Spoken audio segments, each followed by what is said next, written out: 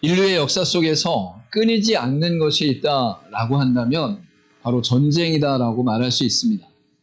인간의 삶 가운데 계속적으로 이어나가고 이어져 오며 반복적으로 실수하는 것이 무엇이냐면 바로 전쟁을 통하여 서로가 서로를 죽이는, 또한 서로가 서로를 아프게 하는 일들이 계속적으로 일어난다라는 것이죠.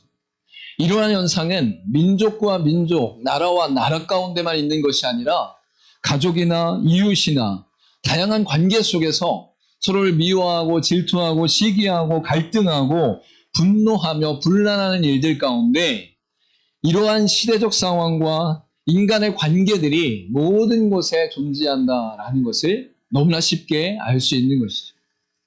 이 21세기 가운데서도 이제 모든 정보와 시대 가운데 서로를 알 수 있을 것 같고 서로를 이해할 수 있을 것 같은 상황 가운데서도 전 세계 가운데 틈만 나면 전쟁이 일어나는 상황들이 우리 가운데 끊임없이 일어난다라는 것이죠.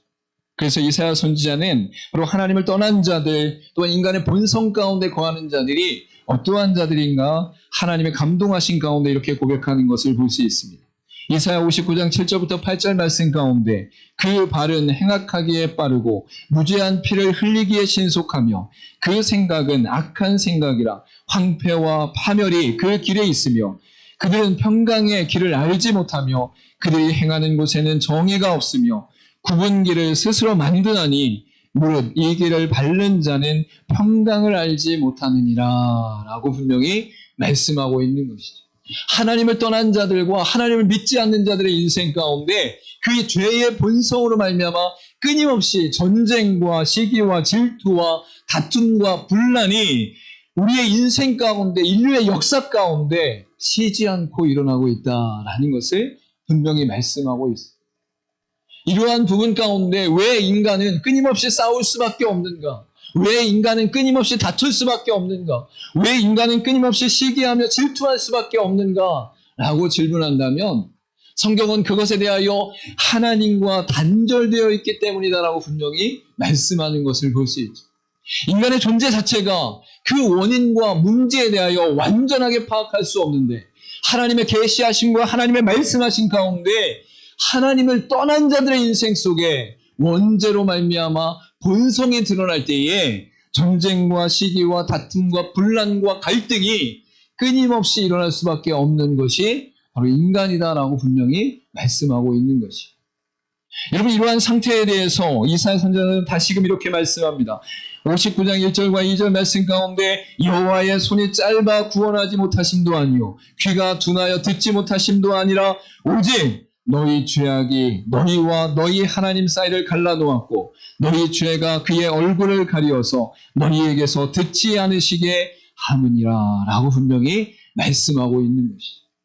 인간의 존재가 하나님과 단절된 상태 가운데 그 원죄로 말미암아 본성으로 살아갈 때에 전쟁과 시기와 분란과 다툼이 끊임없이 일어나는데 왜 하나님과 단절될 수밖에 없는 상황이 끊임없이 일어나는가? 바로 우리와 하나님 사이에 죄악이 있고 죄가 있어서 우리가 하나님 앞에 도저히 나아갈 수 없는, 스스로 회복할 수 없는, 스스로 거룩해질 수 없는 죄로 인한 사망 가운데 존재하는 자들이 바로 우리다라고 분명히 말씀하고 있는 것이죠. 여러분, 그래서 예수 그리스도를 믿는 자들도 그들의 삶 가운데 하나님을 중심에 두지 않고 하나님을 전적으로 신뢰하지 않고 하나님의 역사하심과 인도하심을 온전히 바라보지 않으면 우리의 삶 가운데 끊임없이 사단에 의해서 쓰러지는 일들이, 미워하는 일들이, 시기하는 일들이, 전쟁을 치르는 일들이 일어나게 되는 것을 볼 수 있는 것이죠. 여러분, 이러한 성경의 원리가 오늘 본문의 말씀 가운데 나타난 골로새서 1장 가운데 예수님을 통하여 이 문제가 해결되었다라고 분명히 선포하는 것을 볼 수 있어요.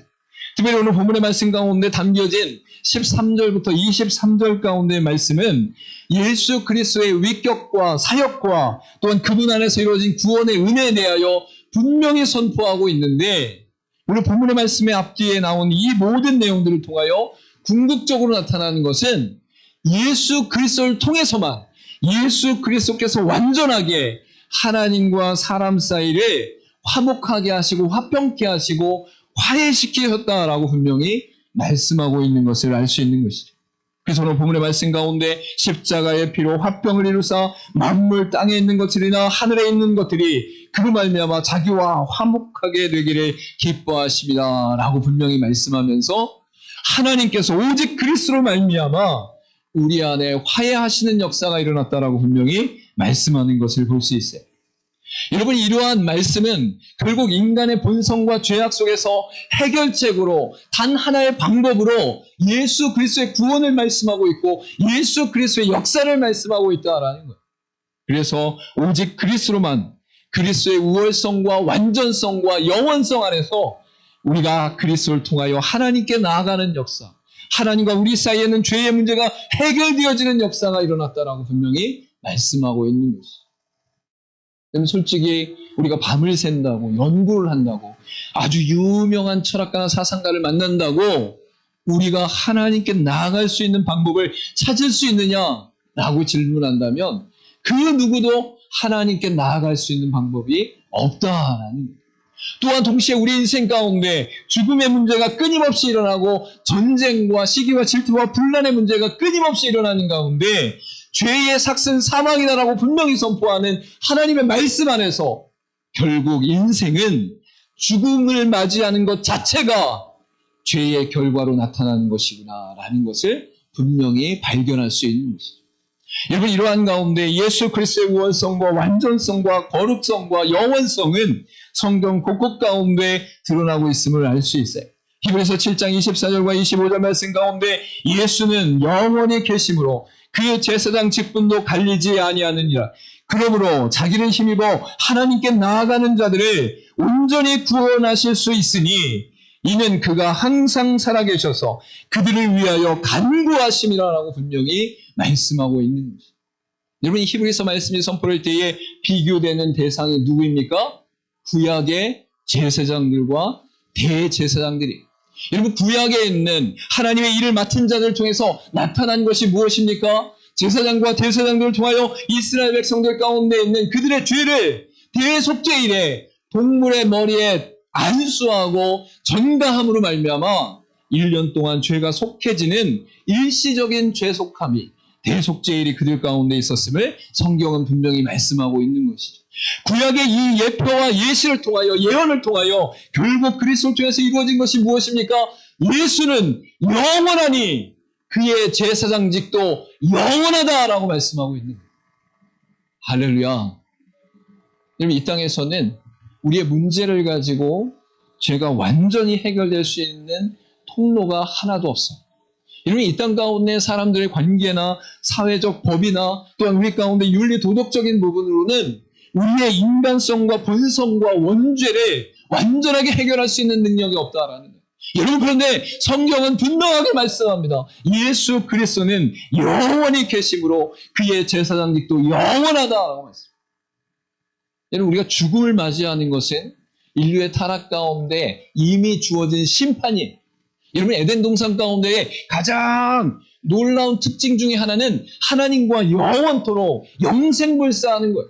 여러분, 근데 이 은혜가 죄를 지음으로 말미암아 죄악이 우리 가운데 들어옴으로 말미암아 하나님과 단절된 가운데 죄의 삭은 사망으로 우리 인생 가운데 나타나게 되었다라는 것이죠.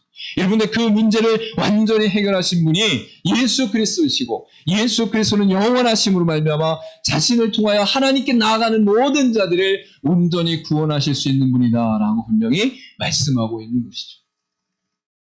여러분, 그리스도를 통해 하나님의 구원을 누릴 수 있기를 간절히 소망합니다.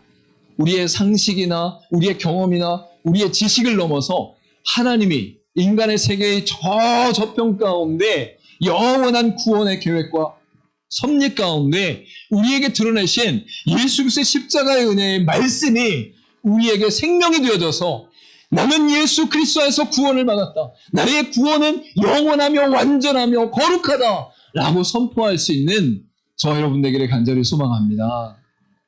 그럼 가끔 우리 자녀들이 그럴 때가 있잖아요. 아버지 잘못했어요. 제가 실수했어요. 근데 그때 아버지가 그 진심 어린 실수에 대한 회개와 돌이킴에 대해서 괜찮아. 그래, 그럴 수 있지. 앞으로 그러지 말아라. 우리 같이 잘 해결하고 또 잘 이겨내보자 라고 얘기할 수 있어요. 여러분들 만약에 자녀들이 그래도 제가 너무 죄가 많고 실수가 많고 이 잘못한 건 어떻게 할지 모르겠어요. 아버지한테 계속 반복적으로 얘기한다고 생각해 보세요. 아버지께서 이미 괜찮다. 이제 그것은 잊고 새로운 길로 가자. 새로운 방법을 찾고 이제 너와 나와 하나 되어져서 이러한 일들을 다시금 겪지 않도록 하자 하는데 자녀들이 그래도요. 그 다음날 그래도요. 그 다다음날 그래도요. 그러면 나중에 꿀밤 맞아. 꿀밤. 야, 이 자식아, 내가 괜찮대잖아. 할렐루야. 여러분, 우리가 예수를 믿는 것은 내 의로 믿는 게 아니에요. 내 선함으로 믿는 게 아니에요. 내 계획이나 내 예상이나 내가 죽은 이후에 어떻게 될 것이라는 그 상상 속에 믿는 것이 아니에요. 하나님 아버지가 선포하신 거예요. 결정하신 거예요. 우리에게 허락하신 거예요.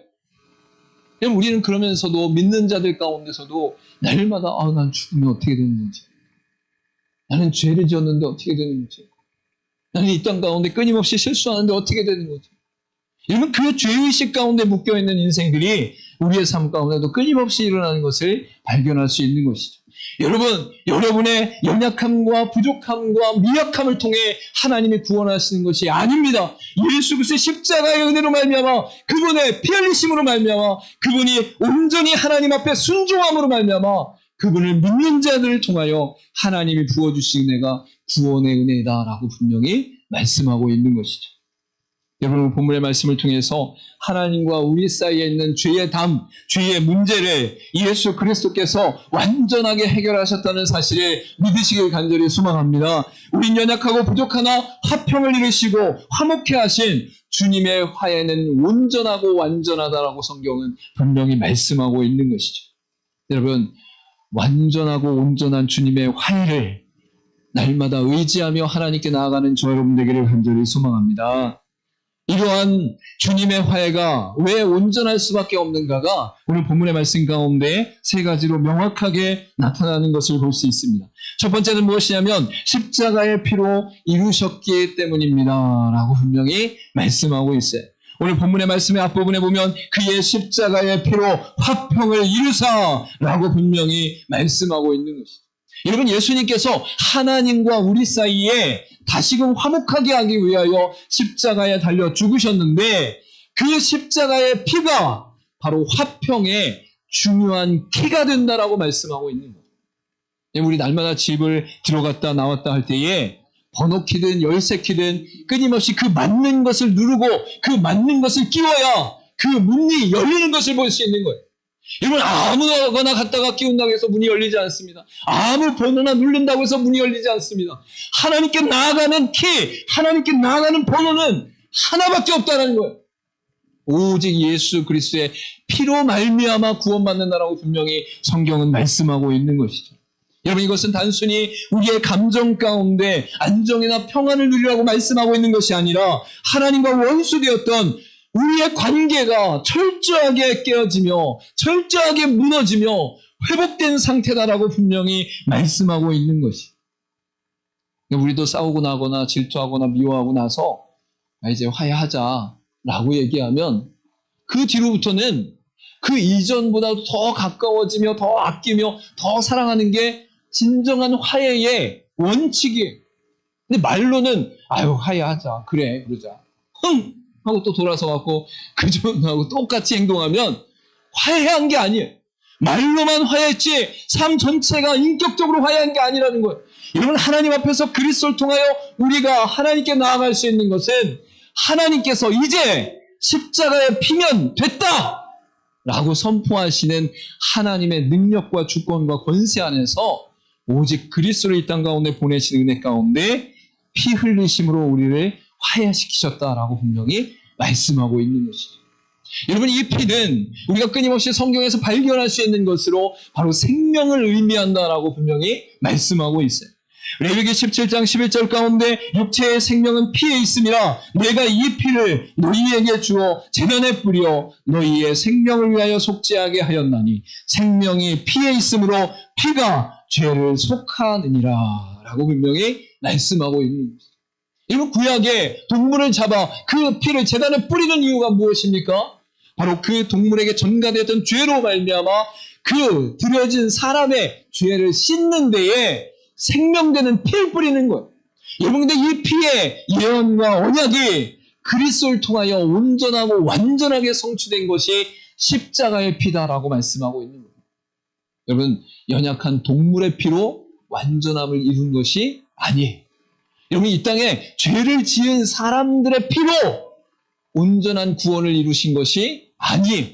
인간의 연약함과 미련함과 원죄 가운데 본성이 드러나는 그 속성 안에 있는 자의 피로 우리를 구원하신 것이 아니에요. 삼위 하나님의 성자 하나님께서 이 땅 가운데 거룩한 몸으로 죄 없이 드신 몸으로 이 땅 가운데 오심과 동시에 우리를 체휼하시는 그 사랑 안에서 완전하신 하나님의 능력 가운데 그 피를 흘리심으로 말미암아 우리 가운데 구원을 이루셨다라고 분명히 말씀하고 있는 것이죠. 여러분, 그래서 주님이 십자가에서 자신의 피를 흘리심으로 하나님과 죄인 사이에 막힌 담을 허무시는 완전한 평화를 이루었다라고 성경은 계속적으로 말씀하고 있는 것이죠. 에베소서 2장 13절에서 16절 말씀을 우리 함께 읽어보도록 하겠습니다. 시작. 이제는 전에 멀리 있던 너희가 그리스도 예수 안에서 그리스도의 피로 가까워졌느니라. 그는 우리의 화평이신지라. 둘로 하나를 만드사 원수된 것 곧 중간에 막힌 담을 자기 육체로 허시고 법조문으로 된 계명의 율법을 폐하셨으니 이는 이 둘로 자기 안에서 한 새 사람을 지어 화평하게 하시고 또 십자가로 이 둘을 한 몸으로 하나님과 화목하게 하려 하심이라. 원수된 것을 십자가로 소멸하시고. 할렐루야! 할렐루야! 우리가 하나님 앞에 나아갈 수 있는 능력이 어디 있습니까? 우리가 하나님 앞에 나아갈 수 있는 지혜가 어디 있습니까? 우리가 하나님 앞에 나아갈 수 있는 방법이 어디 있습니까? 오직 그리스도의 십자가의 피밖에 없다라고 분명히 말씀하고 있는 것이죠. 여러분, 인생을 살다가 혹여 실수라도 하나님 앞에서나 사람들 앞에 죄를 지었을 때에 그 죄의식을 사용하는 사단에게 무릎 꿇지 말고 그 죄조차도 그리스도의 십자가의 피로 씻으신 하나님 앞에 감사하면서 이제는 더 이상 그 죄를 짓지 않겠습니다라고 고백하는 그 인격적 관계 안에서 새롭게 되어지는 삶을 더욱더 힘있게 살아가는 저와 여러분의 인생 되기를 간절히 소망합니다. 두 번째로, 예수 그리스도의 온전한 화해는 어떤 의미가 있는 것인가? 만물들을 모두 구하셨기 때문입니다 라고 분명히 말씀하고 있어요. 오늘 본문의 말씀 가운데 중간 부분에 보면 만물 곧 땅에 있는 것들이나 하늘에 있는 것들이 그로 말미암아 라고 분명히 말씀하고 있는 것이죠. 이것이 매우 중요한 사실은 무엇이냐면 이 땅 가운데 나라는 존재가 구원받는 것에 대해서는, 개인의 구원에 대해서는 우리가 너무나 집중하고 깨닫게 되어지고 너무나 큰 은혜를 받게 되어지는데, 그러다 보니 이 세상의 구원을 하나님께서 이루실 때에 나만 구원하시는 것으로 착각할 때가 있어요. 사람만 구원하시는 것으로 착각할 때가 있어요. 여러분, 이러한 착각은 우리의 인생 가운데, 우리의 신앙 가운데도 좋지 않은 영향을 미치는 것을 볼 수 있는 것이죠. 개인주의 신앙 가운데 다른 사람의 신앙이나 다른 사람의 구원이나 다른 사람의 화평에 대해서는 생각하지 못하는 영역 가운데 있고, 동시에 사람이라는 영역 가운데만 구원이 있다고 생각하니까 나만 구원받고 우리만 구원받고 우리 가족과 우리 교회만 구원받는 것으로 착각하는 경우들이 있다라는 것이죠. 여러분, 그런데 성경은 사람만 구원하시는 것이 아니라 모든 만물을 구원하신다라고 분명히 말씀하고 있는 것이에요. 보이는 세계의 만물과 보이지 않는 모든 세계의 영역 가운데 하나님께서 새롭게 하시는 은혜의 역사가 결국 나타나게 된다라고 분명히 말씀하시고 있는 거죠. 그래서 마지막 때에 이 땅 가운데 새롭게 되어지는 역사가 사람에게만 나타나는 것이 아닙니다. 모든 만물 가운데 나타납니다. 할렐루야. 여러분, 에덴 동산에 사람이 영상불사한다라고 한다면 거기 있는 나무나 식물이나 꽃이나 모든 동물도 함께 영생불사를 하는 겁니다. 물론 그 안에 있는 모든 존재들이 완전하게 하나님의 형상과 모양으로 창조된 사람과는 구별되어 있지만 결국 그 생명체의 완전함은 에덴 동산 가운데 이미 주어졌다라는 것을 알 수 있죠. 여러분, 그런데 타락함 가운데 완전히 분리되어지고 단절된 인생과 만물 가운데 하나님께서 결국 이루시는 역사는 어떻게 나타납니까? 마지막 때에 그리스도의 재림하심 가운데 세상에 종말할 때에 이 세상을 완전히 새롭게 하신다라는 새하늘과 새 땅이 이 땅 가운데 임하는 줄 믿으시길 간절히 소망합니다.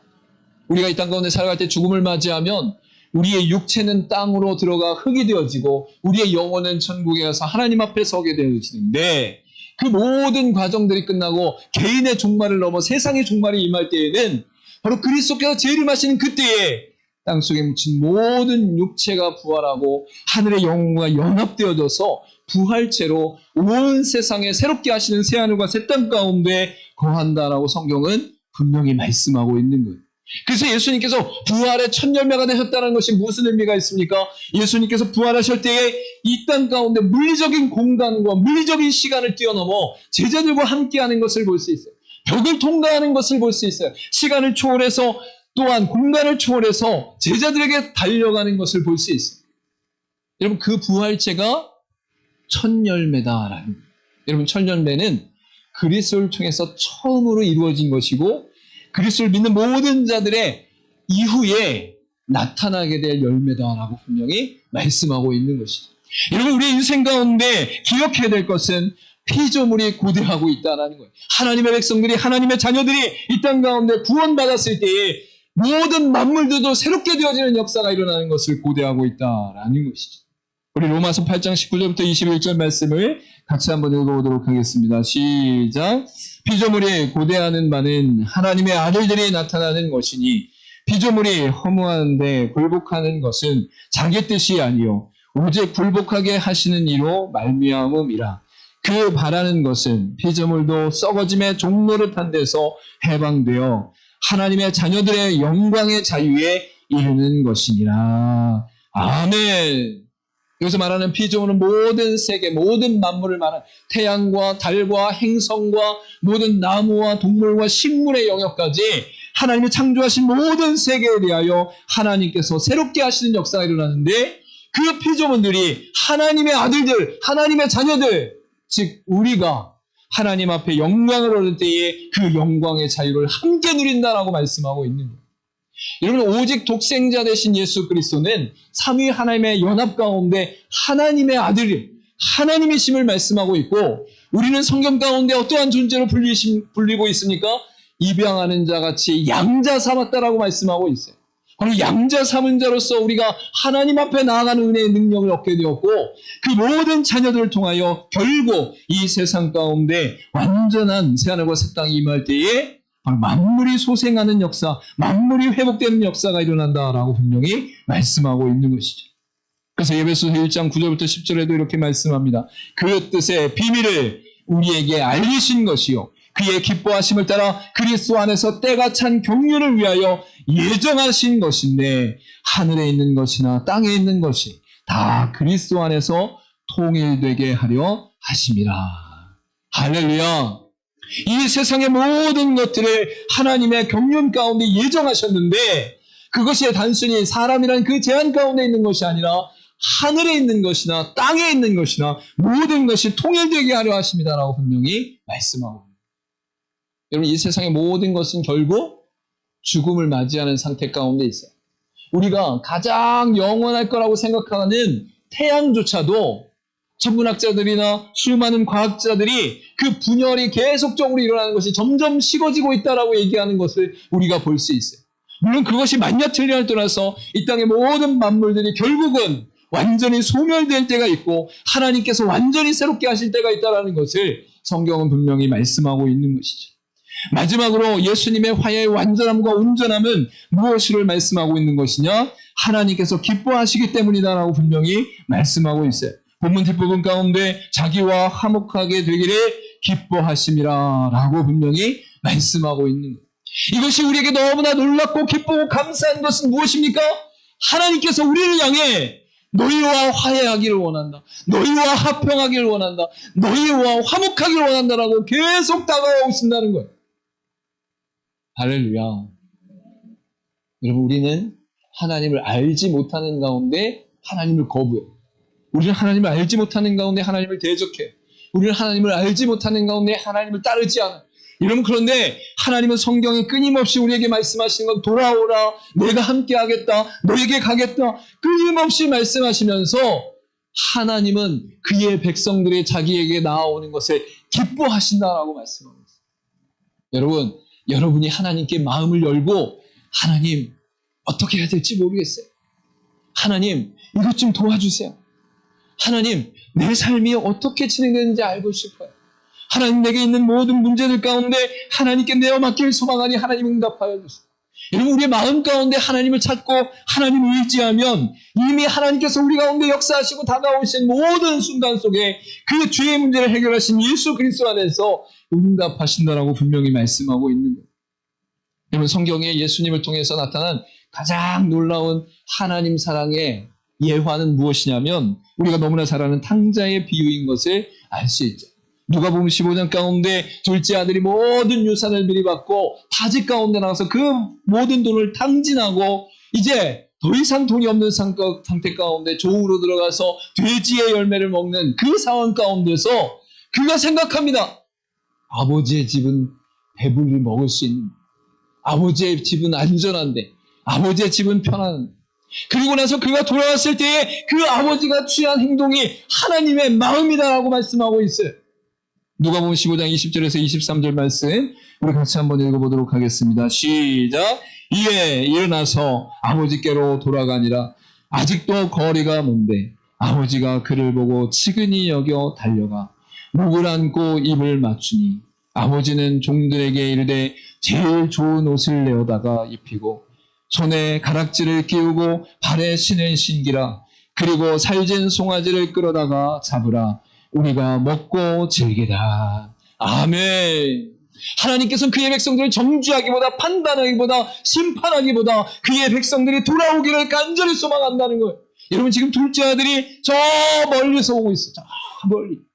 보이지도 않을 것 같은 그 먼 곳에서 작은 모습만 보고 내 아들이구나. 그리고 뛰어가는 거예요. 달려가는 거예요. 여러분, 우리도 이제 늘상 이러한 경험을 할 수도 있는 상황이 있을 수도 있지만 우리가 무엇인가를 계속 소망하면 어떻게 돼요? 매일 기다리죠. 매일 찾죠. 매일 그것에 대해 생각하죠. 여러분, 이 아버지가 그 아들이 멀리 오고 있다는 것을 발견할 수 있을 정도로 아들을 사랑하고 아끼고 기다리고 소망하고 있었다는 거예요. 여러분, 그 아들이 멀리서 올 때 아버지가 먼저 달려가서 그 아들의 목을 끌어안고 입을 맞추고 눈물을 흘리면서 모든 종들에게 잔치를 베푸는 역사가 일어나고 그 아들에게 가장 좋은 옷을 입히는 모습이 나타나는 것을 볼 수 있는 것이죠. 여러분, 인류 역사 속에서 하나님은 끊임없이 그의 백성들에게 다가오시고 그의 백성들을 구원하시길 원하셨고 그의 백성들을 이끄시길 원하셨다라고 분명히 말씀하고 있는 것이죠. 여러분, 예수 그리스도의 화해가 우리 가운데 온전하고 완전할 수 있는 이유는 그리스도를 통하여 하나님의 사랑이 드러났기 때문이에요. 그리스도를 통하여 하나님의 사랑이 이루어졌고 그 간절한 사랑의 실제가 행동으로 나타나고 실현되어지고 실행되어진 것이 예수 그리스도라는 거예요. 여러분, 우리 부모가 자녀에게 행할 수 있는 최대한 것을 할 수 있다라고 하면 어디까지 할 수 있겠어요? 목숨 내어놓는 데까지 하는 거죠. 네, 우리 자녀들은 부모님들을 볼 필요 없어요. 부모 마음이 그래요, 부모 마음이.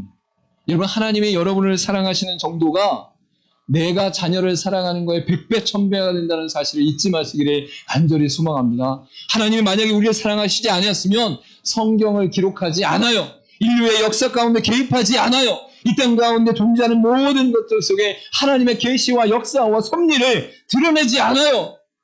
여러분, 우리를 사랑하시는 그 은혜 가운데 우리 이끄신다는 사실을 잊지 않고 하나님의 사랑을 온전히 붙잡고 의지하는 저 여러분 되기를 간절히 소망합니다. 여러분, 우리의 인생 가운데 우리는 바로 주님의 피로 값주고 사신 화목의 백성임을 잊지 마시기를 간절히 소망합니다. 우리가 어떤 존재냐, 우리가 어떠한 상태냐, 우리가 어떠한 삶이냐라고 말할 때에 세상은 돈으로 평가하고 물질로 평가하고 인기로 평가하고 지식으로 평가하고 수많은 외적 조건을 갖고 평가해요. 여러분, 그런데 하나님은 우리에게 단 하나로 말씀하고 있어요. 내가 내 아들 예수 그리스도를 보내 십자가에 달려 죽고 모든 피를 쏟기까지 너를 사랑하는 존재다. 너는 그런 존재다. 너는 화목의 백성이다. 너는 화평의 백성이다. 성경은 끊임없이 말씀하고 있다라는 것이. 여러분 로마서 12장 17절부터 18절 이렇게 말씀합니다. 아무에게도 악을 악으로 갚지 말고 모든 사람 앞에서 선할 일을 도모하라. 할 수 있거든 너희로서는 모든 사람과 더불어 화목하라. 히브리서 12장 14절 가운데는 모든 사람과 더불어 화평함과 거룩함을 따르라. 이것이 없이는 아무도 주를 보지 못하리라 라고 말씀합니다. 여러분 화목하라는 말씀이 왜 우리에게 주어졌을까요? 이미 하나님께서 영원한 진노와 지옥 가운데 사망과 죽음 앞에 서 있는 그의 백성들을 향해 예수 그리스도 독생자를 보내심으로 말미암아 화해를 신청하고 화해를 이루고 화해를 성취하셨기 때문이다라고 분명히 말씀하고 있는 것이. 그래서 하나님의 백성들에게 직분과 상관없이 교회 신앙생활 연수와 상관없이 모든 사람이 하나님 앞에 부여받은 직분이 무엇인 줄 아십니까? 저번에도 말씀드렸는데 딱 두 가지가 있어요. 하나는 복음 전하는 거고 하나는 화목하는 거예요. 여러분 화목하는 게 그리스도를 통해 구원받은 하나님의 백성들이 아주 중요하게 지키는, 기본적으로 지키는 직분이다라고 말씀하고 있는 것이에요. 여러분 우리가 이 땅을 살아가면서 하나님께서 우리를 화해하시고 화평케 하시고 화목케 하신 그 은혜 가운데 우리의 삶 가운데도 이 화평이 넘쳐날 수 있기를 간절히 소망합니다. 그래서 우리의 삶 가운데 하나님과의 관계 회복에 날마다 감사하며 기뻐하는 고백이 있어야 되고 사람들과의 관계 속에서 화목의 도구와 통로가 되어져야 되고 세상 속에서 화평의 복음을 증거하며 전하는 삶을 사는 것이 바로 그리스도인의 삶이다라고 분명히 말씀하고 있는 것이죠. 여러분 이 땅 가운데 완전한 화평과 화목과 화해가 우리 가운데 있다는 사실을 깨닫고 그 안에서 감사함과 동시에 실제적으로 화목의 도구가 되어지고 동시에 이 화평을 증거하는 삶으로 살아가는 저 여러분 되기를 간절히 소망합니다. 우리 마지막으로 고백하겠습니다. 첫 번째 시작.